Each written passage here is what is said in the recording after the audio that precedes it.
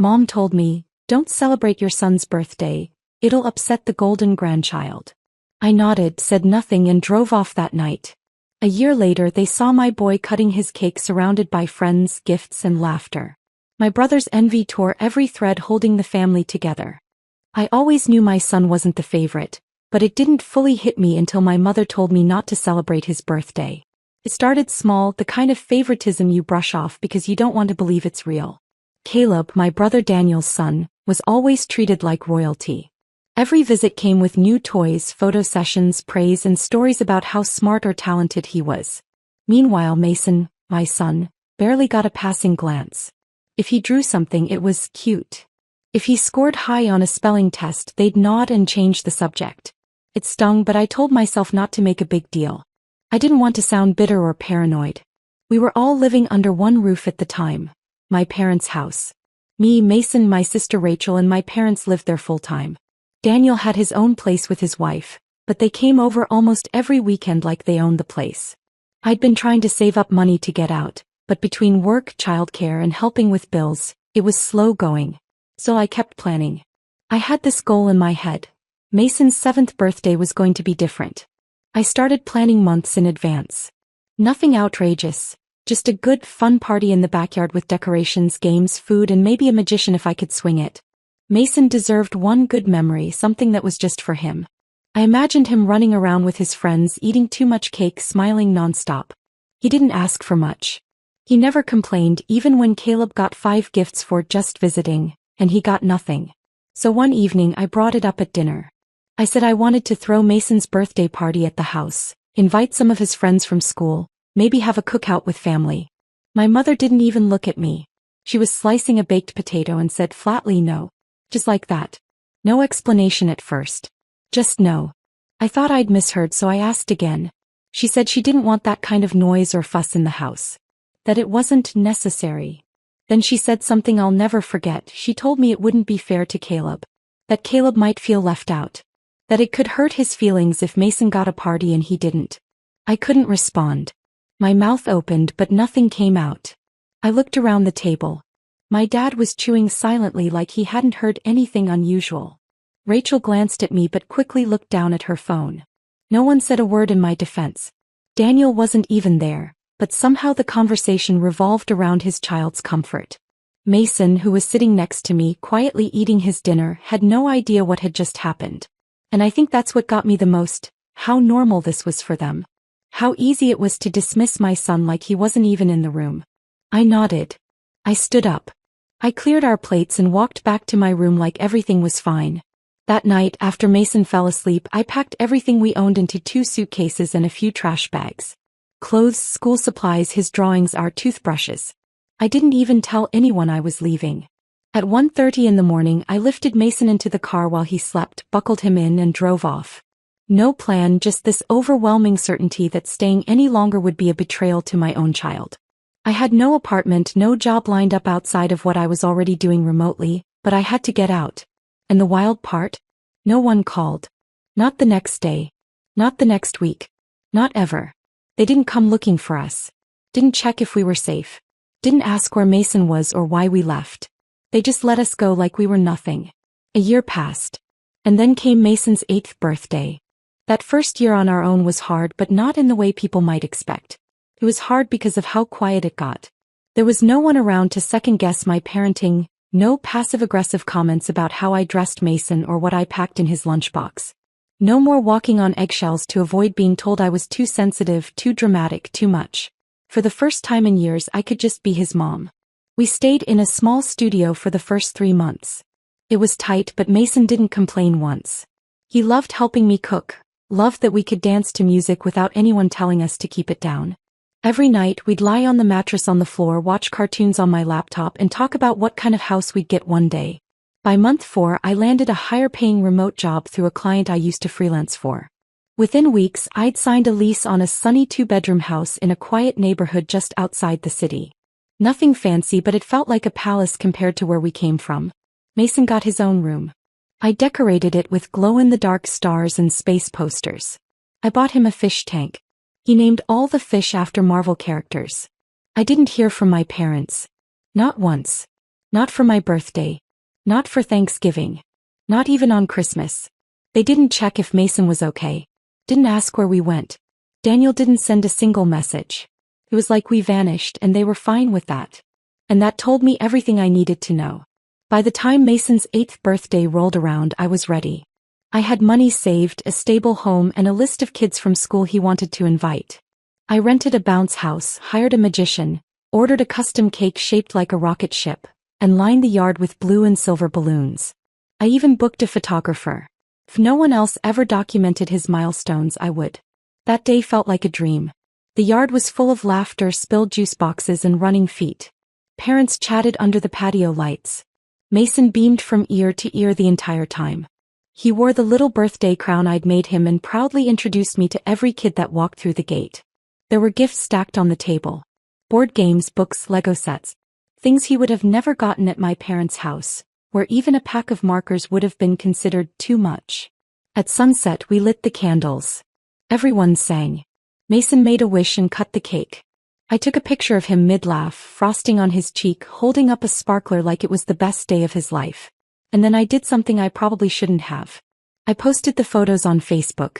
It had been a year. I hadn't blocked anyone, just figured they weren't interested. But that night I uploaded a full album, Mason's birthday blast-off. Smiles, decorations, the cake, the magician pulling a bunny out of a hat, even a slow-mo video of Mason sliding down the inflatable slide. I wrote a short caption. A day filled with joy, love, and everything he deserves. I went to bed feeling good. I didn't think much of it. Until the next afternoon when my doorbell rang. And I opened it to find my brother Daniel standing there, phone in hand, shaking with rage. I didn't even recognize the car at first. It wasn't Daniel's usual black SUV. It was our dad's old silver sedan, the one he only drove when something was wrong. The fact that it was parked across my driveway, crooked and blocking the mailboxes, should have told me this wasn't going to be just a drop-by. Mason was inside playing with his new art set. He had no idea what was about to happen and I wanted to keep it that way. I opened the door and saw all three of them, Daniel, my mother, and my father, standing shoulder to shoulder like some weird family tribunal. I hadn't seen them in almost exactly a year and not one of them even said hello. Daniel was the first to speak. He lifted his phone up toward my face and asked if I thought this was funny. At first I didn't understand what he meant, so I just stared at the screen. It was my Facebook post. Mason smiling. The cake. The balloons. Every comment underneath praising how beautiful the party looked. One even said he's lucky to have such a wonderful mom. Daniel kept going. Said I was petty. Said I was trying to make a statement by not inviting the family. My mom jumped in, asking how I could host something so big and not even let them know. My dad, usually the quiet one, said I disrespected them and embarrassed the whole family online. Embarrassed them. I reminded them that a year ago, I was told not to throw Mason a party at all because it might hurt Caleb's feelings. I reminded them that they didn't call, text, or check on us once after we left. My mom waved that off like I was being dramatic again. She said if I'd just waited, they would have eventually come around. I was standing there in my own doorway in a house I worked my ass off to afford, with my son finally having the childhood I'd dreamed of for him, and they were acting like I'd committed a crime by not inviting them to eat cake. They started raising their voices and I told them Mason was inside. My mom snapped that maybe he should hear how his mother had cut out her family and poisoned him against his grandparents. That's when I told them they needed to leave. I wasn't yelling. I didn't curse. I just said they weren't welcome here. Not today. Not anymore. Daniel laughed. Said, so now you think you're better than us just because you bought some balloons and cheap pizza? I didn't answer. He stepped closer like he wanted to come inside, but I blocked the door. That's when my mom said something that changed everything. She said, you'll regret this when Mason starts asking why he doesn't have a real family. Not a family. Not us. She said real family. As if the past year hadn't happened. As if what I gave Mason didn't count because it didn't include them. I told her he already had one. And I shut the door in their faces. They stood outside for a few more seconds before finally leaving. No apology. No goodbye. I watched their car pull away from the window. Mason came over and showed me a robot he'd built out of Lego. He asked who was at the door and I just said it was nobody important. But deep down I knew something had been set in motion. Daniel wouldn't let it go. And I had a feeling the real storm hadn't even started yet. For a few weeks after the door incident, things went quiet again. Almost too quiet. I kept expecting a follow-up text, a guilt-trippy voicemail from my mom, something. But nothing came. I checked my Facebook daily, half waiting for one of them to leave some bitter comment or vague post about disloyal daughters, or entitled single moms. But there was radio silence. Until Caleb's birthday. I wasn't invited, obviously. But I found out about it because Rachel texted me. Not with an actual invitation, just a picture. Caleb in front of a mountain of gifts, streamers taped across the living room walls, and a massive cake shaped like a video game controller. She sent it with no message, just the photo. Felt like a message anyway. Then 2 nights later I got a call from Mason's school. One of the teachers wanted to give me a heads up. There had been an incident involving Caleb. Apparently, Caleb had started bragging to other kids that Mason's party wasn't real. That it was fake. That the magician was his uncle dressed up. That the bounce house was rented with mommy's borrowed money. And that Mason had to live in a dirty little shack. Mason didn't fight him. He just walked away. But I could tell something was off when he came home that day. He was quiet. Ate his dinner in silence. Later that night I asked him about school and he just said Caleb didn't like his party. That's all he said. Caleb didn't like my party. Not that he was mean. Not that he lied. Just that. Like Caleb's opinion had weight. Like it mattered more than all the other kids who had fun that day. That was the first time I really felt fury. Not annoyance, not disappointment. Fury. I texted Rachel. Asked if she knew what Caleb had said. She read the message and didn't reply. Not that day. Not the next. Then came the letter. It showed up in my mailbox on a Friday afternoon. A thick envelope addressed to me in my mother's handwriting. I opened it thinking, naively, that maybe it was an apology. Some attempt at reconciliation. But inside was a typed letter. 3 pages. Signed by my father. It was a list. A list of all the things I had done to fracture the family. Leaving in the middle of the night like a thief. Posting photos online to humiliate them. Turning Mason against his roots. Not showing gratitude for the roof over our heads they provided for years. Ignoring family events and milestones. Creating division between the cousins. And finally, the suggestion that Mason might need masculine guidance before it was too late. That last line chilled me. It wasn't even subtle. It was Daniel all over it. They weren't just hurt. They were planning something. They wanted control back. And they were going to try to get it, through Mason. After I read the letter, I sat at my kitchen table for almost an hour just staring at it. It was written like a legal document. Emotionless, clinical, like someone preparing for a custody case. Not that they had a leg to stand on. No court would entertain something so baseless. But it wasn't about that. It was about pressure. Control. Fear. I didn't respond. I made a copy, filed it away, and told no one except my lawyer. Yes, I had one. After the way they dismissed Mason's birthday the first time, I started preparing for worst-case scenarios. I wasn't paranoid. I just knew what these people were capable of when they didn't get their way. 3 days later, Mason came home with something strange in his backpack. A brand new Nintendo Switch. We hadn't bought it. I asked him where it came from and he said Caleb gave it to him. At recess. Told him it was from Uncle Daniel. That night I called the school. Found out Daniel had started volunteering there. Once a week in the library. The same days Mason had after-school reading group. I asked Mason if Daniel had talked to him. He said yes a couple times. Just small things. Asking how school was, what games he liked, if he missed his old house. Once he even told Mason he could come visit Caleb anytime. He said, "We're still your real family, you know." Those were his exact words. Mason remembered them. That's when I lost it. I went to the school the next morning, sat down with the principal and laid it all out. Every bit of it. The sudden reappearance, the manipulation, the gift. I wasn't calm. I didn't pretend to be okay with any of it. I told them Daniel had no business talking to my child, let alone trying to bribe him. I demanded they remove him from all volunteer duties involving students, especially mine. They agreed. Quickly. But Daniel found out. And it only escalated from there. That weekend I got another letter. This time from a family lawyer. Not mine. Daniel and my parents had filed a petition to request grandparent visitation rights. Claimed I was unlawfully withholding Mason from his extended family. Claimed I left without notice. claimed Mason was being isolated. They were building a case. A fake one. But they had money and connections and they were banking on the idea that I'd get scared and fold. That I hit back. My lawyer filed a response the same day. Included the first letter, the harassment at my home, the manipulation at school, the unapproved contact. We included photos, screenshots, even the ridiculous messages Daniel started sending me when he realized I'd blocked him on everything except email. He had written things like, "You'll regret cutting out blood and Mason will resent you when he's old enough to understand what you did." I didn't flinch. I didn't back down. Because I knew who these people were when the masks came off. They didn't want Mason. They wanted control. They wanted me back in my place. Under their roof, under their rules, raising a quiet, grateful son who knew he came second. But I'd already built something better. Something real. The court date was set for mid-June. In the weeks leading up to it, they started pushing harder.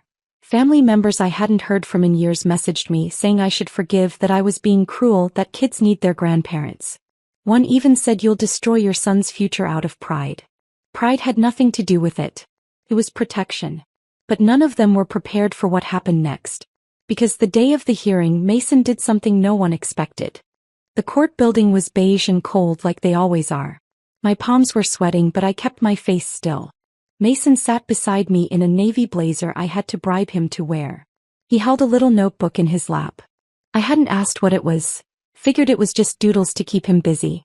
Daniel was already in the courtroom when we walked in. My parents were beside him, dressed like they were attending a funeral. When my mother saw me, she didn't smile.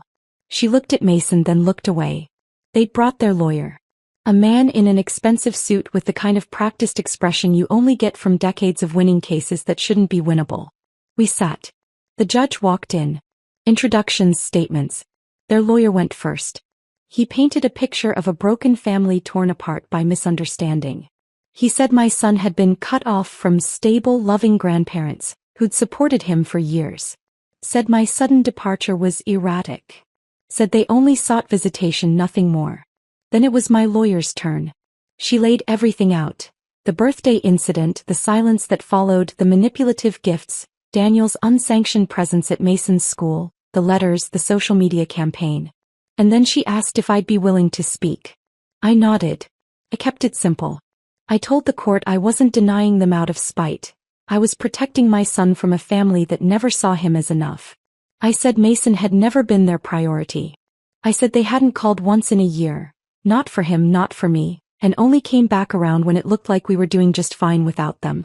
The judge nodded, scribbled notes, then asked if anyone else wanted to speak. That's when Mason raised his hand. I froze. I hadn't told him to speak. I hadn't prepped him. I didn't even know he'd planned to say anything. The judge looked surprised but allowed it. She asked his name, then asked if he wanted to say something about the visits. Mason stood up, gripping his notebook. He flipped it open. He said, "I wrote something in case I got nervous." And then he read. He said he didn't miss anyone in this room except me. He said he used to think something was wrong with him because Caleb always got more hugs, more praise, more presents. He said he thought maybe he wasn't good enough. But then he said Mom showed me that wasn't true.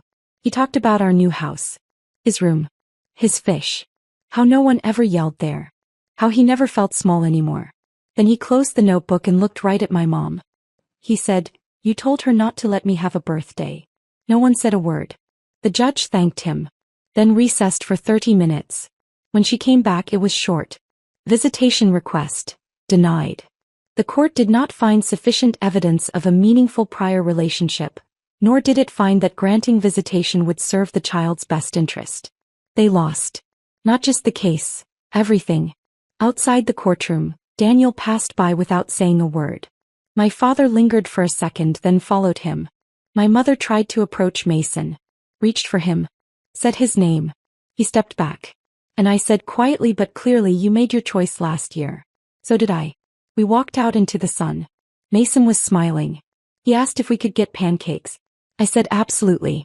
That was the last time we ever saw them. No letters. No calls. No more bribes wrapped in shiny paper. Just peace. And I swear to you, on every candle I've ever lit on that boy's birthday, I will never let them take that from him again.